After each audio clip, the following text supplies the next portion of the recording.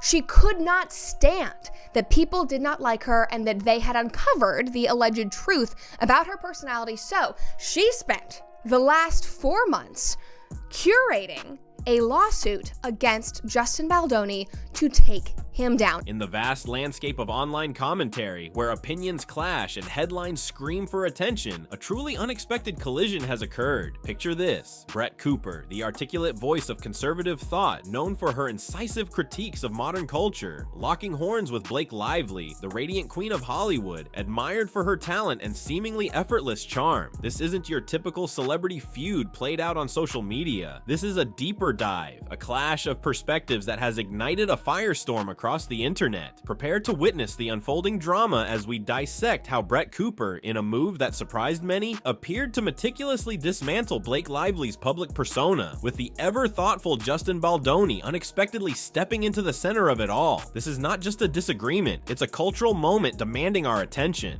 People started seeing Blake Lively's attitude in interviews. And not only was she being flippant about the story, and talking about florals and silly things and promoting her hair care and being like, oh my God, look at my hair, it's so amazing, whatever, look what I'm wearing.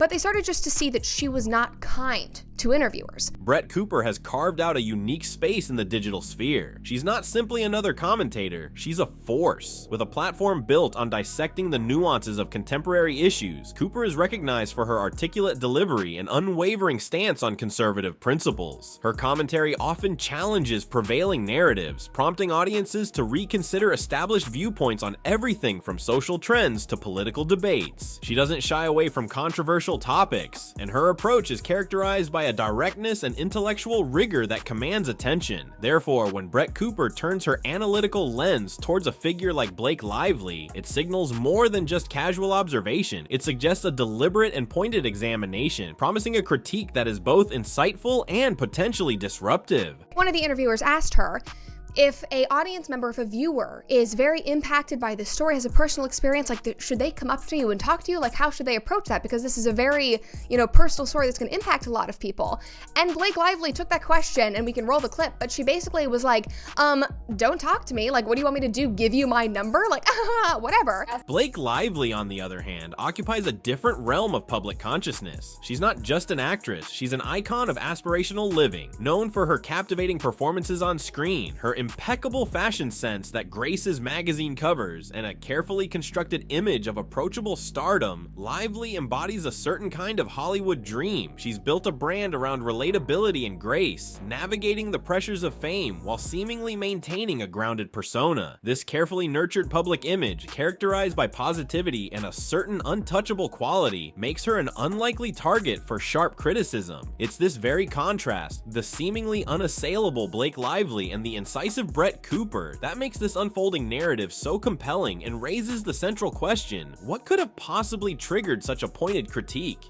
For like my address or my phone number or like my location share. Or I could just location share you and then we could The initial spark, the catalyst that ignited this unexpected controversy, can be traced back to a seemingly innocuous interview given by Blake Lively. In a moment of apparent candor, Lively spoke about the multifaceted demands of modern motherhood, particularly as a woman balancing a thriving career with raising a family under the constant glare of the media spotlight. She voiced sentiments of perpetual guilt and the relentless pressure to achieve it all, painting a picture of the internal struggles faced by working mothers in high-profile positions. While many might have interpreted these comments as relatable vulnerability, a glimpse into the authentic challenges of a celebrity mom, Brett Cooper viewed them through a decidedly different lens. Cooper honed in on what she perceived as a significant disconnect, an instance of celebrity privilege masking a lack of awareness regarding the very different realities faced by women in less privileged circumstances. This divergence in interpretation became the fault line, the point of contention that would soon escalate into a full-blown public debate. Best friends with Taylor Swift and has this perfect ideal relationship with Hollywood hunk Ryan Reynolds, and they have the cutest kids,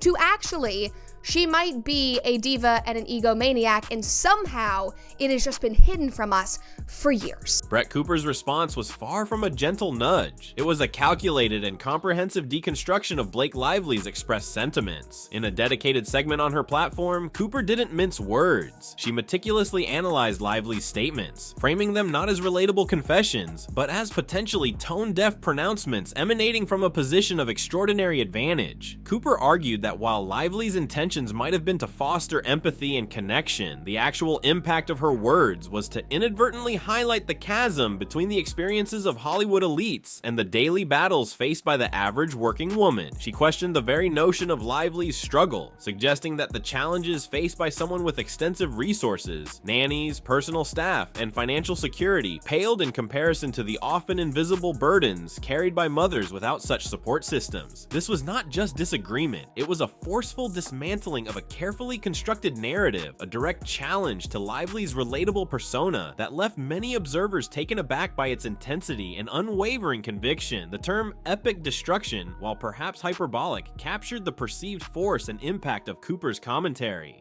She filed this lawsuit against Justin Baldoni and against his PR team, and she alleges that there was a hostile work environment, that he had sexually harassed her, and that when she had asked him to stop and brought these complaints to the public, meaning on set, he had retaliated by organizing a PR war against her to destroy her image during the premiere and all of the promotion of It Ends With Us. Just as the dust began to settle from Cooper's assertive critique, an unexpected figure entered the arena: Justin Baldoni, known not only for his acting career but also for his vocal advocacy on issues of social responsibility, masculinity, and empathy. Baldoni brought a different perspective to the burgeoning debate, perhaps motivated by a sense of solidarity with a fellow artist or driven by a desire to inject a more nuanced viewpoint into the conversation. Baldoni chose to engage with Cooper's critique. His response was not a direct rebuttal or an attack on Cooper herself, but rather a thoughtful counterpoint that sought to broaden the discussion. Baldoni emphasized the universality of parental struggles, suggesting that while the specific circumstances might differ drastically based on socioeconomic factors, the underlying emotional and logistical challenges of parenthood resonate across all walks of life. He championed empathy and understanding, urging a move away from divisive rhetoric and towards a more compassionate acknowledgement of shared human experiences, even amidst differing realities. Baldoni's intervention served to complicate the narrative further, transforming what began as a pointed critique into a more multifaceted exploration of privilege, empathy, and public discourse.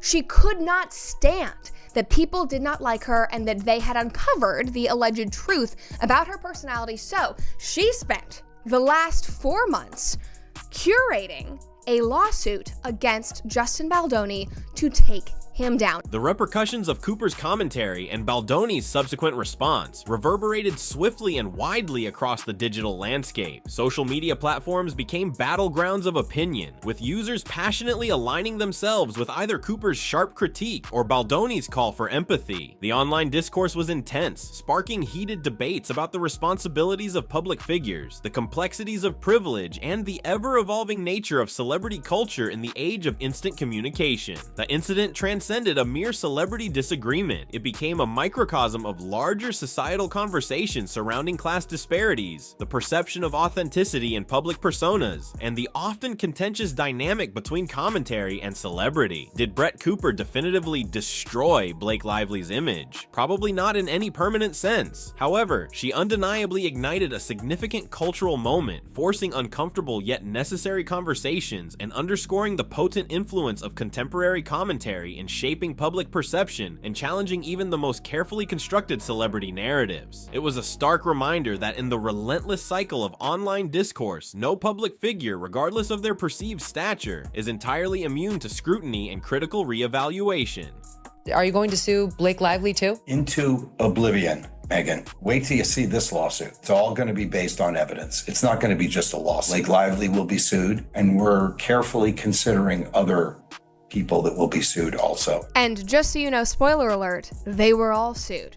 Beneath the surface of this celebrity clash lies a more profound exploration of privilege, a concept increasingly dissected in contemporary society. This incident highlights not just one, but multiple layers of privilege at play. There's the obvious economic privilege associated with Hollywood stardom, granting access to resources and support systems unimaginable for most. But there's also the privilege of platform. Both Brett Cooper and Blake Lively wield significant public voices, albeit in vastly different spheres. Cooper's privilege lies in her established platform to critique and dissect, while Lively's resides in her widespread reach and the inherent amplification afforded to celebrity voices. Furthermore, the discussion itself is framed within a privileged context where the nuances of work-life balance for mothers become a topic of national debate, a conversation often absent for those facing more fundamental Shun-kun struggles. Examining these interwoven layers of privilege allows us to move beyond a simple binary of right or wrong in the Cooper-Lively exchange,